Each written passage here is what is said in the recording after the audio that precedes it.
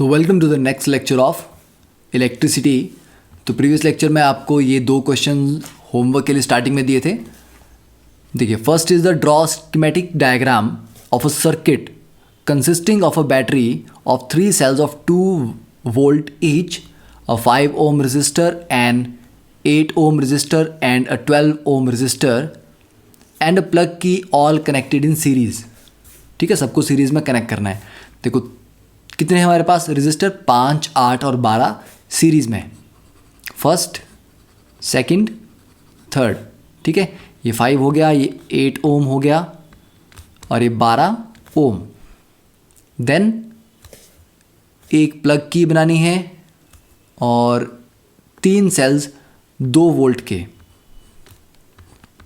1 2 3।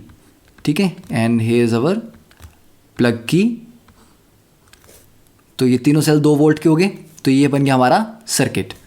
Second is redraw the circuit of question number 1 putting in an ammeter to measure the current.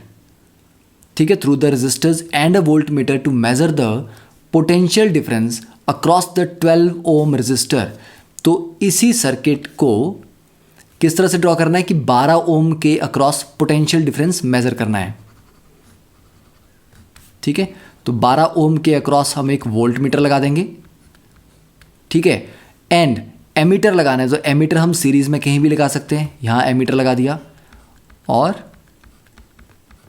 3 batteries आ गई, उसके बाद plug की आ गई। This is 5, this is 8, this is 12। ठीक है, and a voltmeter to measure the potential difference. What would be the readings in the ammeter and the voltmeter. तो ammeter में कितनी रीडिंग आएगी, टोटल रेजिस्टेंस है 12 + 8 20 + 5 25। तो R total is 25, potential is 2 volt की 3 batteries हैं तो 6 volt total. ठीक है, तो आई क्या होता है, V/R, दैट इज 6/25, इतने एम्पियर करंट रहेगा। और जो वोल्ट मीटर है उसकी रीडिंग कितनी आएगी, इसके अक्रॉस कितना है। देखो करंट इसके अक्रॉस कितना जा रहा है सर्किट में, 6/25 एम्पियर। ठीक है, रेजिस्टेंस इसका कितना है 12। तो इसके अक्रॉस ये जो वोल्टेज की वैल्यू यहाँ पे आएगी, ये होगी, ये जो V होगा ये होगा I इंटू दिस R। ठीक है, I into R that is 12। तो I है हमारा 6/25 इंटू 12, इतना, sorry not ampere, this is volt. ठीक है, तो 2 क्वेश्चन सॉल्व हो गए। अब देखते हैं नेक्स्ट।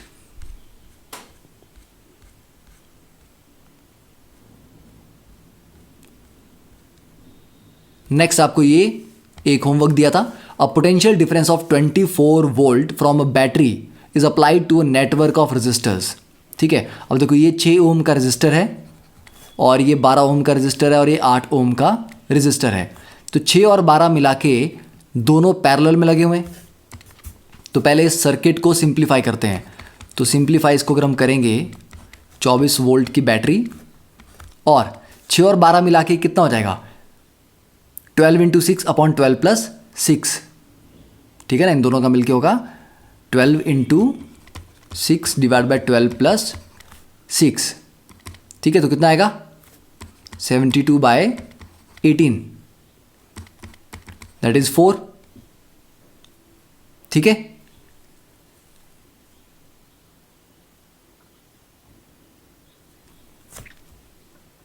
अब नेक्स्ट, तो ये 4 ओम का रेजिस्टेंस एक आ गया और अगला है 8 ओम का।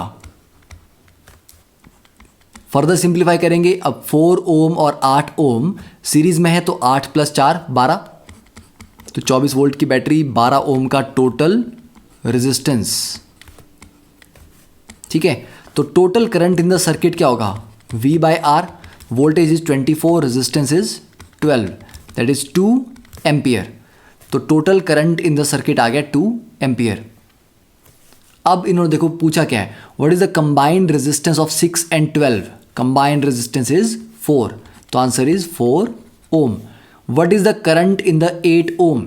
देखो करंट पूरे सर्किट में कितना है, 2 एम्पियर, तो करंट आ गया 2 एम्पियर।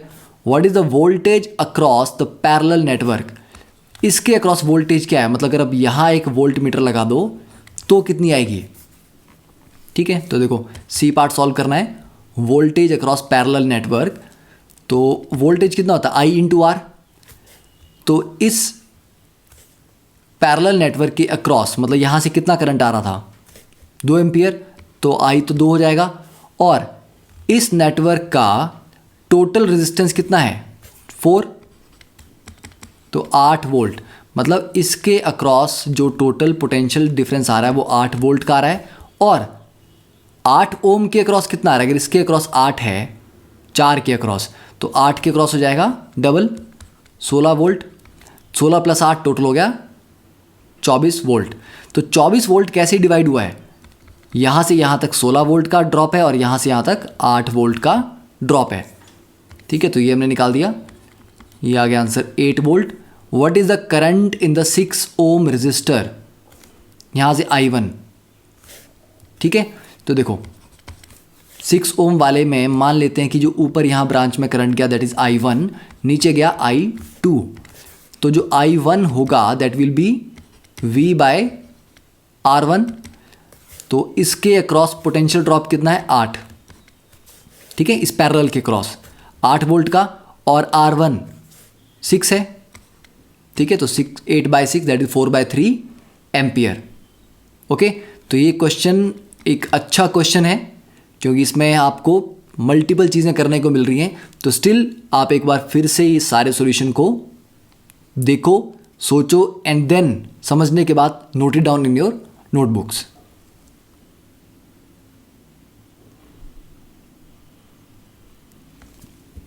तो मूव करते हैं नेक्स्ट, दैट इज आपको इसके अलावा ये जो होमवर्क मिला था क्वेश्चंस का। फर्स्ट, जज the equivalent resistance when the following are connected in parallel.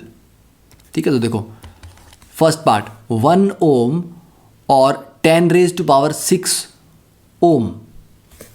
ठीक है, पैरेलल में लगे हुए हैं। तो एक तो आपका 1 ओम आ गया और एक आ गया 10⁻⁶ ओम। तो क्या हो जाएगा 1 × 10⁻⁶ अपॉन 10⁻⁶ + 1। जब दो होते हैं ना सिंपल, तो R1 R2 upon R1 + R2। ठीक है, ये इक्विवेलेंट रेजिस्टेंस। तो कितना आ जाएगा ये अ लिटिल लेस देन 1, क्योंकि 10⁻⁶ ऊपर रहेगा और नीचे आ जाएगा 1 + 10⁻⁶, तो अप्रॉक्सीमेटली इक्वल टू 1 ओम। वैसे 1 ओम से थोड़ा सा कम आएगा ये। ठीक है, आप कैलकुलेट इसको कर सकते हो। सेकेंड पार्ट 1 and 10⁻⁵, तो वहाँ भी वही करना है 1 × 10⁻³ अपॉन 10⁻³ + 1। ठीक है, एंड 10⁻⁶। अच्छा 3 हो गए, तो तीनों के केस में क्या होगा, तो फिर वैसे लिखना कि 1/R equivalent is equal to 1/1 + 1/10⁻³ + 1/10⁻⁶। तो ये भी 1 से थोड़ा छोटा आएगी ये वैल्यू। ठीक है, तो फर्स्ट क्वेश्चन इजीली सॉल्व कर सकते हैं। Second, electric lamp of 100 ohm, a toaster of resistance 50 and water filter of resistance 500। देखो क्या लगा है, इससे हमें मतलब नहीं है। 100, 50, 500 किस में है, पैरेलल में। वोल्टेज कितनी 220, तो मतलब 1 2 3। ठीक है, पहला वाला 100 ले लेते हैं, अगला 50 है और तीसरा है 500। और इसके अक्रॉस जो वोल्टेज है दैट इज 220 वोल्ट। तो what is the resistance of an electric iron connected to the same source that takes as much current as all 3 appliances and what is the current through it. देखो अभी बोला कि एक और हमारे पास electric iron है जो कि सेम सोर्स 220 वोल्ट से कनेक्टेड है। ठीक है, and takes as much current as all 3 appliances. तो तीनों अप्लायंस यहाँ पर मिलके कितना करंट लेंगे आप कैलकुलेट कर सकते हो। तो यहाँ पर आपको क्या करना है, इन तीनों का इक्विवेलेंट रेजिस्टेंस निकालना है 100, 50 और 500 का। और I इज इक्वल क्या हो जाएगा V/R इक्विवेलेंट। वो करंट इस सर्किट में फ्लो करेगा। हाँ, फिर उसके बाद वो इन तीनों में डिवाइड होगा, पर हमें उससे मतलब नहीं है क्योंकि हमें टोटल करंट पूछा गया है। ये I की वैल्यू आ जाएगी, ये करंट दूसरी वाली जो इलेक्ट्रिक आयरन है, इतना ही करंट, मतलब अगर ये करंट आपका मान लो 20 आ रहा है तो 20 का करंट इस इलेक्ट्रिक आयरन में जा रहा है। ठीक है, तो दूसरा केस है वो, तो इलेक्ट्रिक आयरन में कितना करंट गया 20। एग्जाम्पल ले रहा हूँ मैं, ज़रूरी नहीं कि आंसर 20 आए, जस्ट ठीक है, एक लेट अस अज्यूम कि ये 20 आया, तो आयरन में करंट गया 20 और आयरन में वोल्टेज कितनी लगी है 220 की लगी है, तो उसका रेजिस्टेंस कितना आ जाएगा V/I। ठीक है, तो आयरन के लिए जो आंसर आएगा वो आएगा voltage V that is 220/I। I क्या है V/R। ठीक है, V/R, R ऊपर चला जाएगा तो ये V भी 220 है, तो मतलब आयरन का रेजिस्टेंस इस इक्विवेलेंट रेजिस्टेंस के बराबर होगा। ठीक है, इसको एक बार फिर से सोच के समझ के कर सकते हो। Third, what are the advantages of connecting electrical devices in parallel with the battery instead of connecting them in series. Parallel में पोटेंशियल डिफरेंस सेम रहता है, सीरीज में पोटेंशियल डिफरेंस अलग अलग रहता है। ठीक है, जो डिवाइस आपने मान लो ये बल्ब पहले लगा, ये दूसरा है, ये तीसरा है, यहाँ से आप चले, आपकी एनर्जी यहाँ से यहाँ कुछ ड्रॉप हो जाएगी, तो यहाँ का पोटेंशियल डिफरेंस मान लो V1 है, अगले बल्ब के अक्रॉस V2 है, अगले के अक्रॉस V3 है। सीरीज़ में अलग अलग अप्लायंसेस के थ्रू पोटेंशियल डिफरेंस डिफरेंट होता है। यही तीनों बल्ब अगर पैरेलल में लगे होते तो इन तीनों के अक्रॉस पोटेंशियल डिफरेंस सेम होता। बट अगर हम सीरीज़ में इनको कनेक्ट करते हैं डिवाइसेस को, तो सीरीज़ में तीनों बल्ब्स के अक्रॉस पोटेंशियल डिफरेंस कुछ और होगा। पोटेंशियल डिफरेंस को ऐसे मानो कि जब तीनों बल्ब्स पैरेलल में लगे हैं, 1 2 3, पैरेलल में तीनों के क्रॉस सेम पोटेंशियल है, मतलब तीनों को बराबर एनर्जी बराबर फोर्स मिल रही है पीछे से, तो तीनों बराबर ब्राइटनेस के साथ ग्लो करेंगे। बट सीरीज में क्या होगा, तीनों सेम ब्राइटनेस से ग्लो नहीं करेंगे। ठीक है, अब इसको हम ज़्यादा डिटेल में करेंगे, may be in the coming lectures हम इसको डिटेल में देखेंगे कि सीरीज़ और पैरेलल में बल्ब्स को या इलेक्ट्रिकल डिवाइसेस को कनेक्ट करने का रियलिटी में उनकी ब्राइटनेस और उनकी पावर कंजम्पशन पे क्या इफेक्ट पड़ता है। ठीक है, इसको हम डिटेल में करेंगे, तो अभी के लिए इसको हम थोड़ा सा स्किप कर सकते हैं। How can 3 resistors of resistance 236 be connected to give a total resistance of 4 और दूसरे में 1। अब ये तो आपको देखना है कि 2, 3 और 6 को कैसे कैसे कनेक्ट करेंगे कि एक बार वो 4 का रेजिस्टेंस दे। देखो, अगर हम 2 और 6 को कनेक्ट करें तो कितना होगा, 6 × 2 12 डिवाइड बाई 8 प्लस 3, सब भी 4 नहीं आएगा। 3 और 6 को अगर पैरेलल में कनेक्ट करें, अगर 3 और 6 को पैरेलल में लेते हैं तो 3 × 6 डिवाइड बाई 6 + 3, ठीक है, ये हो जाएगा 18 डिवाइड बाई 9 2 और 2 के आगे 2। यस, तो पहले का आंसर आ गया 3 और 6 को पैरेलल में और उसके आगे 2 को सीरीज़ में। ठीक है, तो 3 और 6 का रिजल्टेंट आ जाएगा 2 और 2 + 2 4 हो जाएगा। जब टोटल 1 चाहिए तो 2 3 6 तीनों को पैरेलल में हम कनेक्ट कर देंगे, तीनों को पैरेलल में। तो आप कैलकुलेट कर लो, 1/2 + 1/3 + 1/6, ठीक है, 1/R इक्विवेलेंट, तो उससे आपका आंसर 1 ही आएगा। ठीक है, and similarly you can solve this 5th question also. तो अब मूव करते हैं नेक्स्ट क्वेश्चन की तरफ, दैट इज यहां पर दिया गया the length of copper wire is 100 metre and its radius is 1 mm। ठीक है, तो जो भी कॉपर की वायर है इसकी लेंथ हमें मेंशन है टोटल, और ये जो इसका क्रॉस सेक्शन होगा उसका रेडियस मेंशनड है। ठीक है, अब calculate its resistance if resistivity is given as 1.72 × 10⁻⁻8 ohm metre. तो मतलब ये आपको रो की वैल्यू दी गई है। ठीक है, तो हम अगर आप ये क्वेश्चन एग्जाम में आता है तो उसको कैसे सॉल्व करेंगे, तो पहले लिखेंगे एज पर द क्वेश्चन, क्या क्या गिवन डेट है आपके पास, लेंथ ऑफ कॉपर वायर ठीक है, that is L is equal to 100 metre. Then radius of copper wire R is equal to 1 millimetre means 1 into 10⁻³ metre. अब इसके अकॉर्डिंग अगर रेडियस इतना है तो एरिया ऑफ क्रॉस सेक्शन कितना हो जाएगा? Area of cross section that is A is equal to pi R square. ठीक है, तो पाई कितना होगा? 3.14 इंटू आर की वैल्यू कितनी है? 10⁻³ तो उसका स्क्वायर कर देंगे तो आ जाएगा 10⁻⁻6. ठीक है, मीटर स्क्वायर. अब रेजिस्टेंस का फॉर्मूला होता है रो इंटू एल अपॉन ए. तो रेजिस्टिविटी आपको दी गई है 1.72 इंटू 10⁻⁸ ओम मीटर. लेंथ आपको दी गई है 100 metre divided by area is 3.14 into 10⁻⁶ metre square. तो ये metre into metre is metre square. ठीक है, तो ये मीटर स्क्वायर से कैंसिल हो गया और 100 से यहाँ पर क्या आ जाएगा? 10⁻⁶. तो इससे ये कैंसिल हो गया.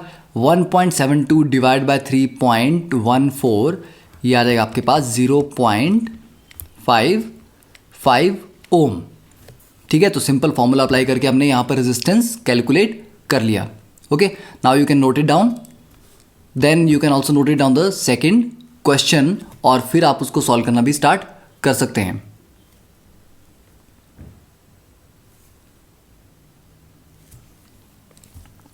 तो सेकेंड क्वेश्चन अगर हम देखें, the resistance of 1 metre of nichrome wire. ठीक है, तो 1 मीटर वायर आपके पास दी गई है, लेंथ इज 1 मीटर और इसके रेजिस्टेंस की वैल्यू की है 6 ohm. Calculate its resistance if its length is 70 centimetre. तो अगर 1 मीटर की वायर का रेजिस्टेंस 6 ओम है तो 70 सेंटीमीटर का कितना होगा? देखो 1 मीटर इज एक्चुअली 100 सेंटीमीटर. ठीक है, and area of cross section वही है, रेजिस्टिविटी वही है. तो R is equal to rho into L upon A. Rho क्या है? कांस्टेंट है, एरिया भी कांस्टेंट है. तो इसका मतलब हुआ कि R is directly proportional to length, क्योंकि लेंथ ही यहाँ पर हम चेंज कर रहे हैं 1 मीटर से 70 सेंटीमीटर तक. एरिया वही है, रो वही है. तो R1 अपॉन R2 कितना आ जाएगा? L1 upon L2. Initial resistance कितना है? 6. फाइनल कितना है? अननोन. इनिशियल लेंथ कितनी थी? 100 सेंटीमीटर, मतलब 1 मीटर मीन्स 100 सेंटीमीटर. फाइनल कितनी है? 70 सेंटीमीटर. ठीक है, तो इसको सॉल्व करके यहाँ से R2 की वैल्यू कितनी आ जाएगी? 6 इंटू 7 डिवाइड बाय 10. ठीक है, दैट इज 4.2 ओम. ठीक है ना, ऐसे कर सकते हैं. या इसको आप ऐसे भी बोल सकते हो कि 100 सेंटीमीटर के लिए अगर 6 ओम है तो पर सेंटीमीटर कितना हो जाएगा? 6/100. और 70 सेंटीमीटर के लिए कितना हो जाएगा? 6/100 इंटू 70. तब भी आंसर आपके पास आएगा 4.2 ओम. ओके, अब देखते हैं next is resistance in series को हमने ऑलरेडी पढ़ लिया हुआ है. अब उसके बारे में एक क्विक रिवीजन हम कर सकते हैं कि उसके मेन जो पॉइंट्स थे उनको समराइज यहाँ पर हम कर सकते हैं. ठीक है, तो पहली चीज़ कि रेजिस्टेंस इन सीरीज को हम कैसे डिफाइन करेंगे? अगर रेजिस्टेंस इस तरह से अटैच्ड हो कि there exist only one path for the flow of current, के करंट के मूव करने के लिए एक ही पाथ है, मतलब यहाँ से करंट निकला और एक ही पाथ फ्लो करके वापस आ गया.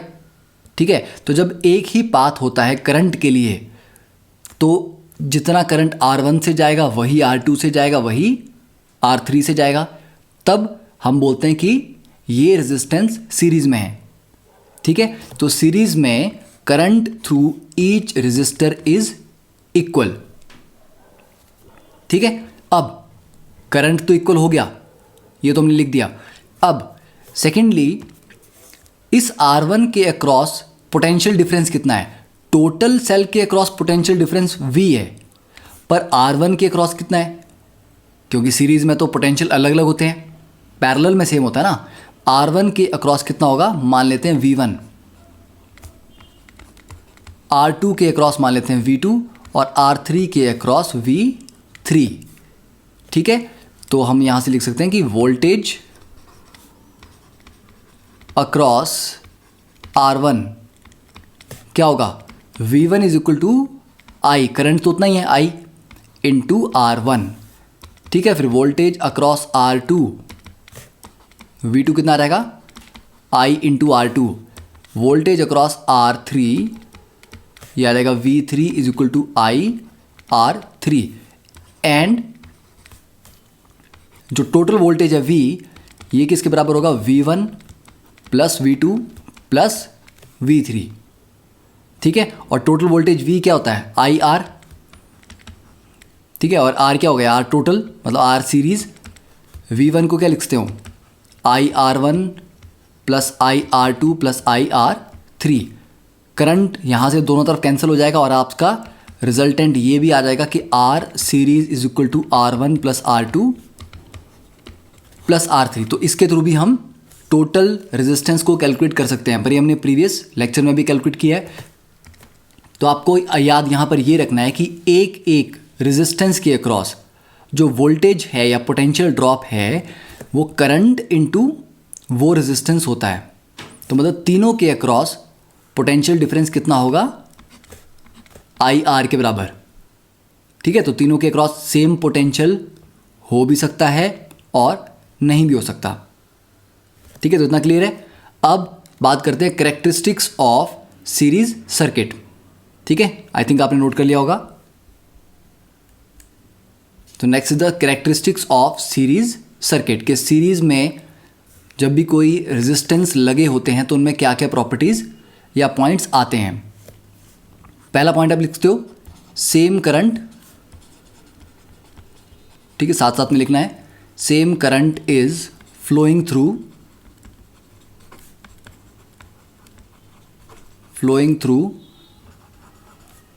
all the resistances। Second point, effective resistance क्या होता है, R effective is equal to R1 plus R2 plus R3 plus up to so on, जितने भी रेजिस्टेंस सीरीज में लगे होंगे। और अप्लाइड वोल्टेज, जो आपने वोल्टेज अप्लाई की है टोटल, ठीक है, जो बैटरी लगाई है उसकी जो वोल्टेज V है वो V1 plus V2 plus V3 plus, मतलब हर एक रेजिस्टेंस के अक्रॉस जो पोटेंशियल ड्रॉप आता है उन सबको ऐड करना है।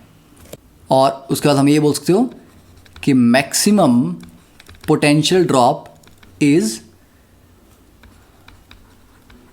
Across the highest resistance. ठीक है, क्योंकि देखो R की वैल्यू जितनी बड़ी होगी IR भी उतना बड़ा होगा। ठीक है, तो तीनों रेजिस्टेंस में से, ठीक है, तीनों के cross potential difference V1 V2 V3 ये है। अब V1 V2 या V3 में से किसकी वैल्यू मैक्सिमम होगी, I तो तीनों का सेम है, तो जिसका R मैक्सिमम होगा उसका V भी मैक्सिमम होगा। तो जो सबसे बड़ा रेजिस्टेंस होता है उसके अक्रॉस पोटेंशियल ड्रॉप भी सबसे ज़्यादा आता है। ठीक है, और पोटेंशियल ड्रॉप उसके अक्रॉस सबसे ज़्यादा आएगा तो वो सबसे ज़्यादा पावर भी कंज्यूम करेगा। ठीक है, and highest resistance consumes maximum power. ठीक है, क्योंकि उसके अक्रॉस पोटेंशियल डिफरेंस सबसे ज़्यादा होगा। तो अभी जब हम नेक्स्ट थोड़ी देर में पावर का फॉर्मूला भी पढ़ेंगे तो आपको समझ आ जाएगा कि पावर क्यों हाईएस्ट रेजिस्टेंस के लिए यहाँ पर ज़्यादा आ रही है। ठीक है, तो आपको याद क्या रखना है, हाईएस्ट रेजिस्टेंस के अक्रॉस पोटेंशियल ड्रॉप सबसे ज़्यादा होता है सीरीज में। ठीक है, तो नोट डाउन कर लिया आपने। अब हम नेक्स्ट स्टार्ट करते हैं, quick summary of resistance in parallel. ठीक है, तो R1 R2 R3 पैरेलल में यहाँ लगे हैं, यहाँ पोटेंशियल V है। तो पैरेलल में क्या होता है, जो पोटेंशियल ड्रॉप है वो सबके अक्रॉस सेम होता है। तो resistances are said to be connected in parallel जब आइडेंटिकल पोटेंशियल डिफरेंस, ठीक है ये पॉइंट है, identical potential difference exist across all of them, R1 के अक्रॉस, R2 के अक्रॉस और R3 अक्रॉस, तीनों के अक्रॉस सेम पोटेंशियल ड्रॉप होगा, ठीक है। और इसके केस में R इफेक्टिव कितना होता है, 1/R effective is equal to 1/R1 plus 1/R2 plus 1/R3। तो ये डेफिनेशन भी आपने लिखनी है। Then characteristics of a parallel circuit, पहला पॉइंट क्या रहेगा, potential drop across each resistance is same, ठीक है, सबके अक्रॉस पोटेंशियल ड्रॉप सेम होता है, ठीक है। उसके बाद 1/R इफेक्टिव, ये पॉइंट तो हमने ऑलरेडी ऊपर भी लिख दिया है, ठीक है। करंट, जो टोटल करंट आता है सर्किट में, करंट इन सर्किट, ठीक है, जैसे यहाँ से I करंट गया, अभी आगे 3 ब्रांचेज में बंटेगा, तो वो I1 plus I2 plus I3 मिला के टोटल करंट ही होगा। देन इफेक्टिव रेजिस्टेंस, ठीक है, is less than the least value of, less than the least resistance in the circuit.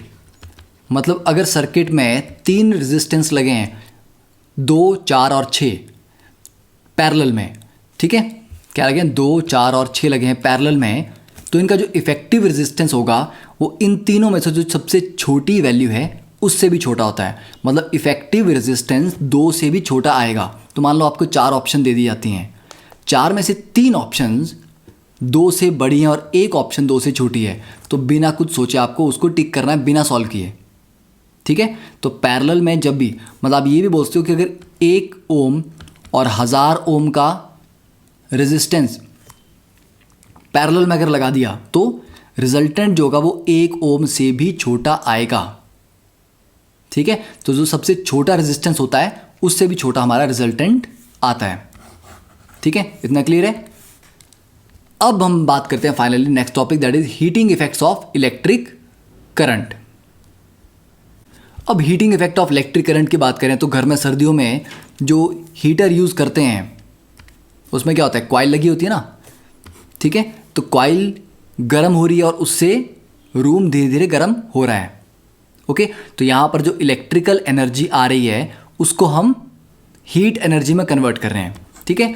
दूसरा example electric kettle, okay. Electric kettle में आप पानी गर्म करते हैं, दूध गर्म करते हैं, चाय गर्म करते हैं, ठीक है।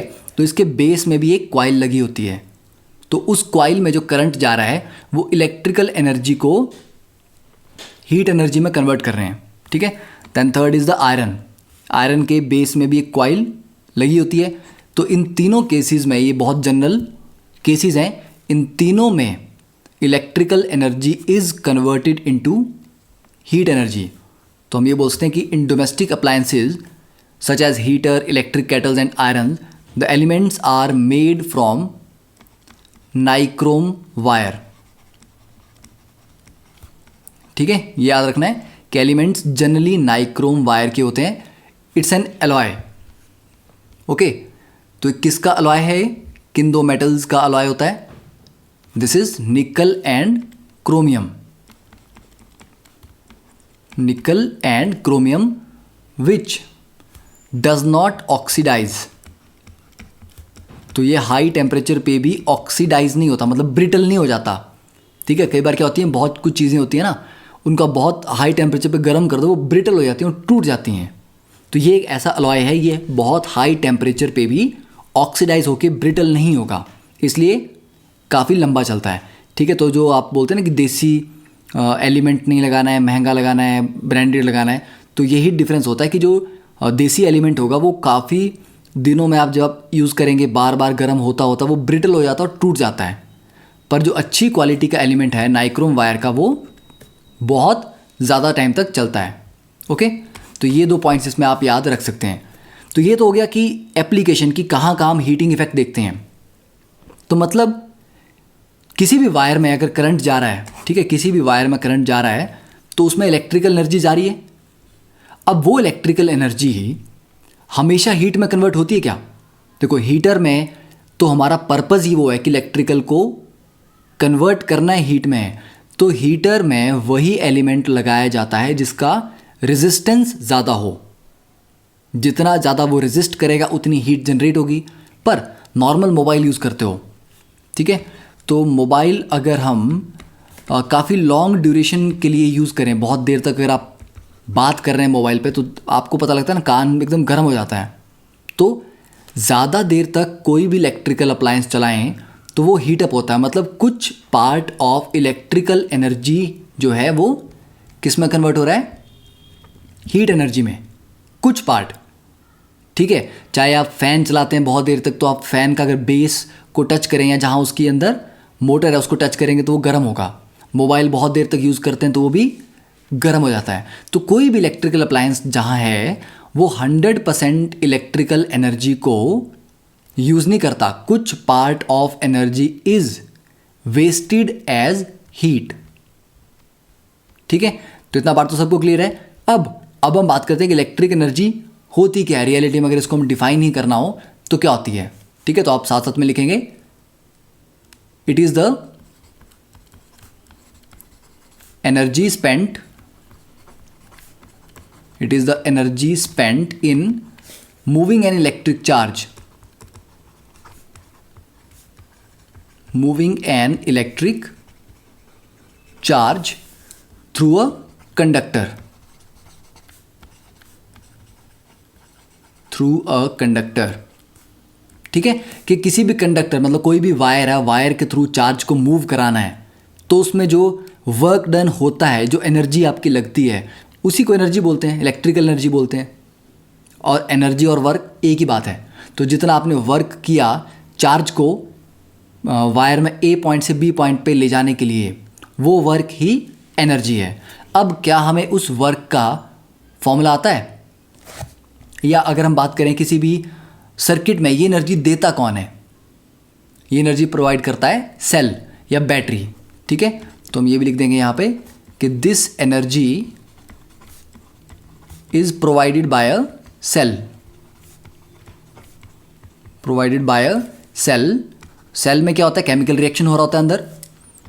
तो सेल में जो केमिकल रिएक्शन है वो केमिकल एनर्जी को कन्वर्ट करता है इलेक्ट्रिकल एनर्जी में, ठीक है। तो this energy is provided by a cell which converts chemical energy into electric या इलेक्ट्रिकल एनर्जी, ठीक है। तो वर्क डन का फॉर्मूला हमने एक फॉर्मूला तो पढ़ा है कि potential difference is equal to work upon charge, और वर्क और एनर्जी सेम बात है। तो इसको आप ऐसे भी लिख सकते हो कि work is equal to potential into charge, ठीक है। Then work is equal to potential into charge को क्या लिखते हैं हम? Current per unit time, sorry not current per unit time, but current होता है चार्ज पर यूनिट टाइम। चार्ज को हम लिखते हैं current into time, I into T. तो क्यू को लिखते हैं आई इंटू टी। तो वर्क डन क्या हो गया? V I T, voltage into current into time, ठीक है। And as per Ohm's law, Ohm's law के according V is equal to I R, उसको भी सब्स्टिट्यूट करेंगे, तब जाके वर्क डन कितना आ जाएगा? I R into I T, that is I square R T, ठीक है। तो this is the one expression कि इलेक्ट्रिकल वर्क और एनर्जी कंज्यूम जो होती है, ठीक है। इलेक्ट्रिक वर्क भी बोल सकते हैं, एनर्जी भी बोल सकते हैं। This work is equal to V I T और आई स्क्वेयर आर टी और V इंटू क्यू। तो ये आपको फॉर्मूला तीनों याद होने चाहिए कि वी क्यू भी लिख सकते हैं, वी आई टी भी लिख सकते हैं और आई स्क्वेयर आर टी भी यूज कर सकते हैं। अब नेक्स्ट बात आती है कि इलेक्ट्रिक पावर क्या होती है। ठीक है। Next is electric power. Power वो होता है कि मेरे पास एक अप्लायंस है जिसको 40 जूल की एनर्जी चाहिए, ठीक है। तो मेरा जो सोर्स है जहाँ से मैं एनर्जी ले रहा हूँ, जिससे मैं पावर ले रहा हूँ, उस पावर सोर्स से मेरे को एक पर्टिकुलर टाइम में वो 40 जूल मिलने चाहिए, ठीक है। तो जो मेरी एनर्जी रिक्वायरमेंट है वो उस पावर सोर्स से आना चाहिए एक पर्टिकुलर टाइम में, ठीक है। तो मुझे एनर्जी कितनी चाहिए थी, मान लो 40। कितने टाइम में चाहिए, हर सेकंड चाहिए। तो इलेक्ट्रिक पावर जो मेरा सोर्स है वो मेरे को पर सेकंड 40 की एनर्जी सप्लाई करेगा। तो पावर क्या होती है, इट इज़ द रेट या स्पीड जिस पे इलेक्ट्रिक वर्क किया जाता है या इलेक्ट्रिक एनर्जी सप्लाई की जाती है। तो अगर हर सेकंड वो मेरे को 40 जूल भेज रहा है, ठीक है, 40 जूल पर सेकंड, तो पावर क्या हो जाएगी, एनर्जी डिवाइड बाय टाइम, पर टाइम। तो 40 जूल पर सेकंड को ही 40 वॉट बोलते हैं। हम पढ़ा ना घर में 60 वॉट का बल्ब है, 20 वॉट का बल्ब है, तो 40 वॉट का मतलब है 40 जूल पर सेकंड, कि हर सेकंड में वो 40 जूल की एनर्जी कंज्यूम कर रहा है सिस्टम से। तो आपके घर में जो इलेक्ट्रिसिटी आ रही है उस बल्ब को हर सेकंड 40 जूल वो एनर्जी दे रही है, ठीक है। तो 40 जूल सिर्फ एनर्जी है और एनर्जी पर टाइम को पावर बोलते हैं, जिसको वॉट में रिप्रेजेंट हम करते हैं, ठीक है। तो डेफिनेशन कैसे लिखेंगे, it is the rate at which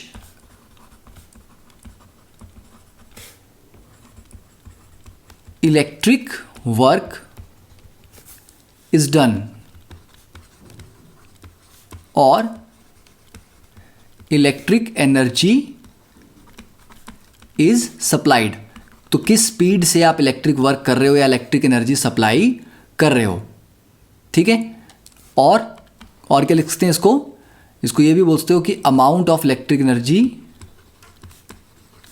amount of electric work और energy work done in 1 second, ठीक है, कि पर सेकंड कितनी एनर्जी। तो पर सेकंड अगर मैं 40 जूल भेज रहा हूं तो उसका मतलब पावर कितनी है, 40 वॉट, ठीक है। तो यहां से फॉर्मूला आ गया कि power is equal to work done per unit time, ठीक है।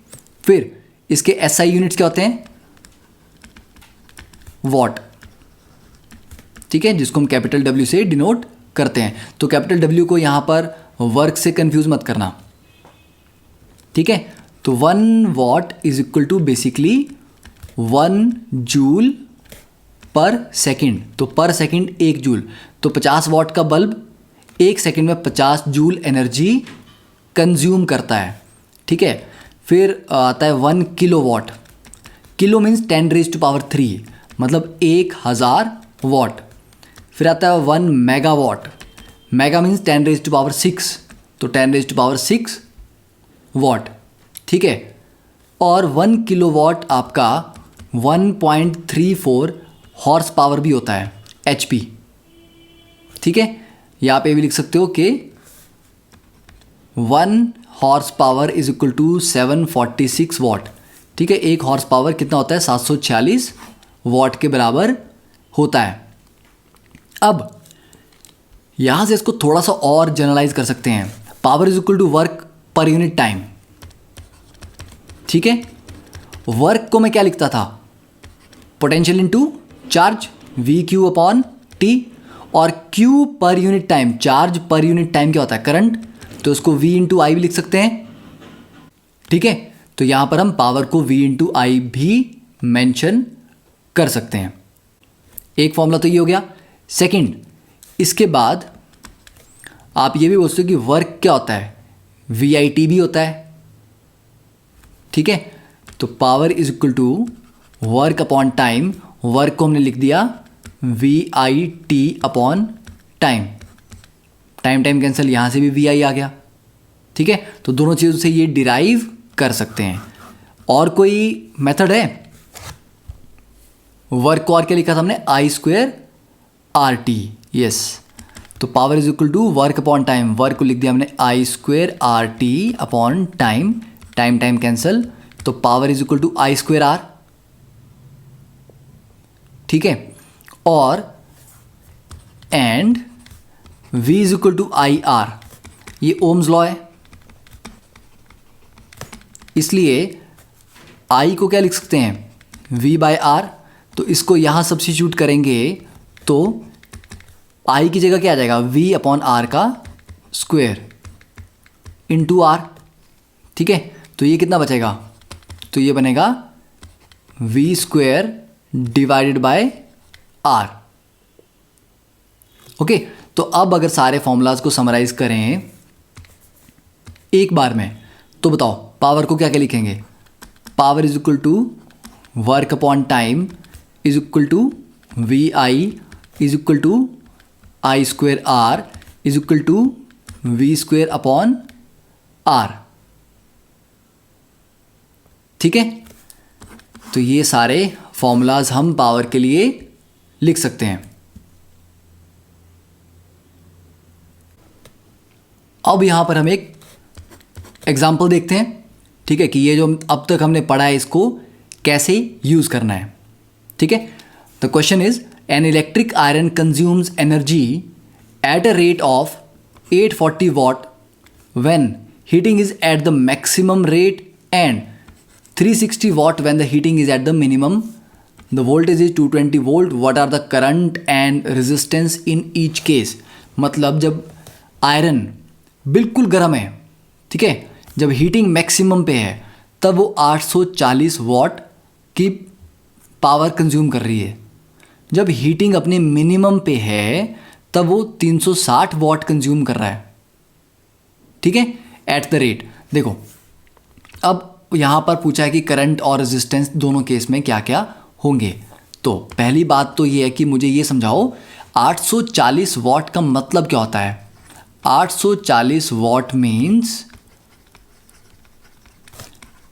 840 जूल्स पर सेकंड वो कंज्यूम कर रहा है। तो 360 वॉट का मतलब क्या हुआ कि वो 360 जूल एनर्जी पर सेकंड कंज्यूम कर रहा है, ठीक है, इतना क्लियर है। वोल्टेज हमारे को दी हुई है, अब करंट निकालना है। तो देखो वोल्टेज देन पावर ये गिवन है, निकालना क्या है करंट अननोन, रेजिस्टेंस अननोन। तो एक ऐसा फॉर्मूला बताओ जिसमें आई पी और वी ये तीनों आते हों, क्योंकि दो चीज़ें नोन है और एक अननोन है, ठीक है। तो हम जानते हैं वी नो दैट पावर का फॉर्मूला क्या होता है, power is equal to V I, ठीक है ना। तो पहले केस में 840 वाले केस में when heating is at maximum rate, तो मैक्सिमम रेट पे जब हीटिंग हो रही है तो पावर है 840, वोल्टेज है 220 और आई, तो यहाँ से करंट कितना आ जाएगा जो मैक्सिमम वाले केस का करंट है, ठीक है। चलो इसको एम नहीं लिखते, आई यहाँ पर कितना आ जाएगा 840 divide by 220 that is 3.82 ampere. Second case when heating is at minimum, ठीक है, हीटिंग जब अपने मिनिमम रेट पे है तब पावर कितनी है 360 इज इक्वल टू 220 इंटू आई। तो इस केस में आई कितना आ जाएगा 360 divide by 220 that is 1.64 ampere. मतलब 840 वॉट पे ज़्यादा करंट कंज्यूम हो रहा है, ठीक है, सर्किट में ज़्यादा करंट जा रहा है, कम वॉटेज पे करंट भी कम जा रहा है। तो P is equal to V I. अगर कांस्टेंट वोल्टेज के अक्रॉस आपका कोई भी इक्विपमेंट लगाया हुआ है, कोई भी मशीन लगी हुई है, तो जितनी उसकी पावर बढ़ेगी उतना ही ज़्यादा वो करंट खींचेगा। पावर अगर डबल कर दोगे तो करंट भी वो डबल खींचेगा, ठीक है ना। मान लो आपका हीटर है, हीटर में दो रॉड्स हैं, एक कॉइल ये है एक कॉइल ये है, ये कॉइल भी 500 वॉट की है और ये भी 500 वॉट की है। तो जब एक ही कॉइल जल रही है तो करंट खींच रहा है आई, अगर दोनों जलेंगी तो कितना खींचेगा, डबल 2i, क्योंकि वोल्टेज तो जो पीछे से सोर्स है उसकी वोल्टेज तो फिक्स है, तो पावर डबल हो जाएगी, 500 से 1000 हो जाएगी, तो करंट भी तो डबल हो जाएगा। ठीक है, तो करंट की वैल्यू तो हमने यहाँ से निकाल ली। अब पहले केस में रेजिस्टेंस कितना होगा, हीटिंग मैक्सिमम में तो करंट निकाल दिया, रेजिस्टेंस हमें पता है V is equal to I R. ठीक है, तो V कितना है 220, करंट कितना निकाल दिया था 3.82 इंटू आर, तो यहाँ से आपका R निकल जाएगा। दूसरे केस में भी ऐसा करेंगे, V is equal to I R, तो 220 इज इक्वल टू करंट कितना है 1.64 और R, तो दोनों केसेस के लिए R की वैल्यू भी कैलकुलेट कर सकते हैं। ठीक है, तो आई थिंक इतना पार्ट क्लियर है। Now note it down.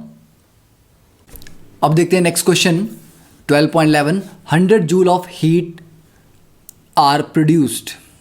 ठीक है, या बोलते हैं is produced each second in a 4 ohm resistance. हर सेकेंड में 100 जूल की हीट निकल रही है, मतलब 100 जूल की एनर्जी निकल रही है ना, तो एक सेकेंड में कितने जूल निकले वही तो पावर होती है। तो उसको मैं क्या बोल सकता हूँ कि पावर इसकी 100 वॉट है, क्योंकि हर सेकेंड में 100 जूल दे रहा है। रेजिस्टेंस की वैल्यू 4 ओम दी हुई है। Find the potential difference across the resistor. तो पावर इज इक्वल टू क्या होता है, VI होता है एक फॉर्मूला। ठीक है, अब यहाँ पर वोल्टेज नहीं दी, करंट नहीं दिया, पावर दी है, तो ये वाला फॉर्मूला अप्लाई हम नहीं कर सकते, क्योंकि फ़ायदा नहीं है ना, वोल्टेज भी मेंशन नहीं है, मतलब वो तो फाइंड आउट करना है, अननोन है, पर करंट भी मेंशन नहीं है ना, तो I भी अननोन है, सिर्फ पावर नोन है। और कोई फॉर्मूला सोचो जिसमें R की वैल्यू भी आ रही हो, पावर भी आ रही हो और V भी आ रहा हो, तो PVR इन तीनों को इंक्लूड करने वाला कौन सा फॉर्मूला हो सकता है। P is equal to V square by R. ठीक है, तो पावर कितनी है 100 वॉट, V कितना है unknown, V square divide by R कितना है 4, तो यहाँ से V स्क्वायर क्या आ जाएगा 400। ठीक है, तो V कितना आ जाएगा 400 का under root that is 20 volt. ठीक है ना, तो पोटेंशियल डिफरेंस तो निकल गया। और क्या कैलकुलेट करना था, मान लो अगर I भी कैलकुलेट करना है, अब P is equal to VI use कर सकते हैं। तो पावर 100 वॉट है, V तुम्हारे पास 20 है इंटू I, तो I कितना आ जाएगा 100/20 that is 5 ampere. So that is all for this lecture. Next lecture के लिए दिस इज़ योर होमवर्क। ठीक है, और जितना भी आपने सीरीज पैरेलल कॉम्बिनेशन किया उसके ऊपर एक एक दो जितनी भी प्रॉब्लम्स करवाई हैं, you have to revise all of the problem जो अब तक इस चैप्टर पे किए हैं शुरू से लेके एंड तक, because next lecture hopefully we will complete the chapter. Okay, thank you, have a nice day.